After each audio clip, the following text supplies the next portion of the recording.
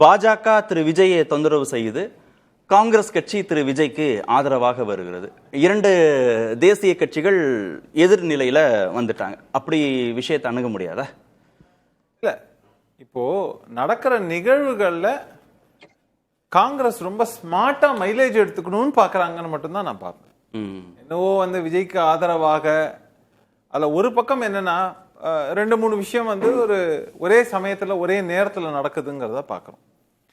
அதுல என்ன முக்கியமான விஷயம் அப்படின்னா, தேர்தல் வருது, அதை ஒட்டி நம்ம பார்க்கக்கூடியதுல கரூர் சம்பவத்துக்கு காரணமாக அங்க வந்து சிபிஐ விசாரணைக்கு எல்லாரும் கேட்கக்கூடிய விஷயம். ஃபர்ஸ்ட் சிபிஐ விசாரணைங்கிறதே எதனாலனாக்க விஜய் தரப்புல கோர்ட்டுக்கு போய் அதனால இந்த சிபிஐ விசாரணை உத்தரவிடப்பட்டது அப்படிங்கிறது ஒண்ணு.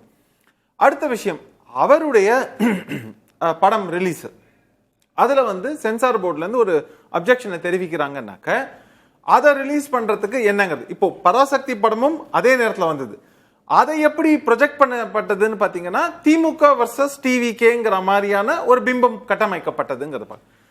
பராசக்தி படத்துக்கும் ஒரு சில தணிக்கை தரப்புல இருந்து அவங்க ஒரு சில இதை சொன்னாங்க. ஆனா அவங்க தயாரா இருந்ததுனால உடனே அதை சரி பண்ணி படத்தையும் ரிலீஸ் பண்ணிட்டாங்க. ஆனா இவங்க அந்த தரப்புல ஏன் ரெடியா இல்லைங்கிறது தான் கேள்வி. ஏன் கடைசி நேரம் வரைக்கும் வெயிட் பண்ணுங்கிறது கேள்வி. சரி, அது அரசியலாக்கப்படுகிறது. இந்த 2 விஷயங்கள் நடக்கும்போது அதை 2த்தையும் இணைத்து சொல்றாங்க அப்படின்னு. முதல்ல அவரை டெல்லிக்கு கூப்பிடுறது எதுக்காகங்கிறது எல்லாருக்கும் தெரியும். ஆனா சிபிஐ விசாரணைங்கும் போது அது நடக்குது ஒரு பக்கம். சோ படத்துடைய தணிக்கை டெல்லி, இவங்க தான் கோர்ட்டுக்கு போனதுனால இப்போ இவங்க சென்சார் போர்டுங்கிறவங்க அவங்க தரப்புல இருந்து அதுக்கான முன்னெடுப்புகளை எடுப்பாங்க இல்லையா?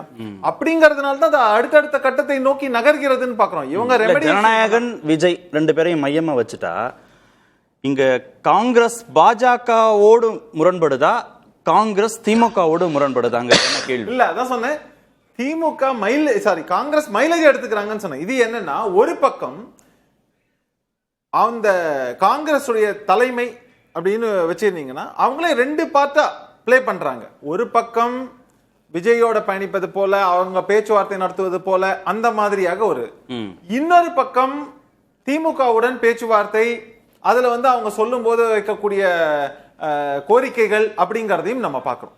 சோ இந்த பக்கத்துக்கும் அழுத்தம் கொடுக்கிற மாதிரி ஒரு பக்கமும், இன்னொரு பக்கம் நாங்க இப்படி இல்லைன்னா எங்களுக்கு ஒரு ஆப்ஷன் இருக்குங்கிற மாதிரி விஜய் பக்கமும் போற மாதிரி அவங்க அந்த பிம்பத்தை கட்டமைக்கிறாங்க.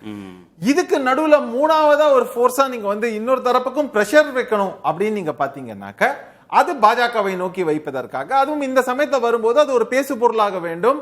அதன் மூலமாக தங்களுக்கு வந்து ஒரு சப்போர்ட் இருக்கு, அது வந்து அந்த தரப்பு சப்போர்ட், டிவிகே சப்போர்ட்டையும் தன் பக்கம் ஈர்ப்பது போன்ற விஷயங்களையும் அதையும் செய்யணுங்கிறதுக்காக இந்த நேரத்துல அதை யூஸ் பண்ணிக்கிறாங்க.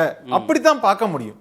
ஆனா இல்ல விஜய நான் வந்து ஊறுகாயா பயன்படுத்த போறாங்களா, இல்லைன்னா வந்து அவங்க வந்து இந்த இலை சாப்பாட்டுல வந்து சாப்பாடும் இல்லைன்னா அது கூட சாப்பிடக்கூடிய கலந்து சாப்பிடக்கூடிய ஒரு பொருளாகவும் யூஸ் பண்ணிட்டு அது ஒரு விருந்தாக இருக்க போகிறதாங்கிறதான் கேள்வி. ஓகே, சாமிநாதன் குறிப்பிட்டார்ல, எவ்வளவு விமர்சனம் பண்ணாலும் கடைசியில திமுக காங்கிரஸ் வந்து கூட்டணியை விட்டெல்லாம் அனுப்பிடாது, கூட்டணியை தக்க வச்சுக்கும் அப்படின்னு சொல்றாருல.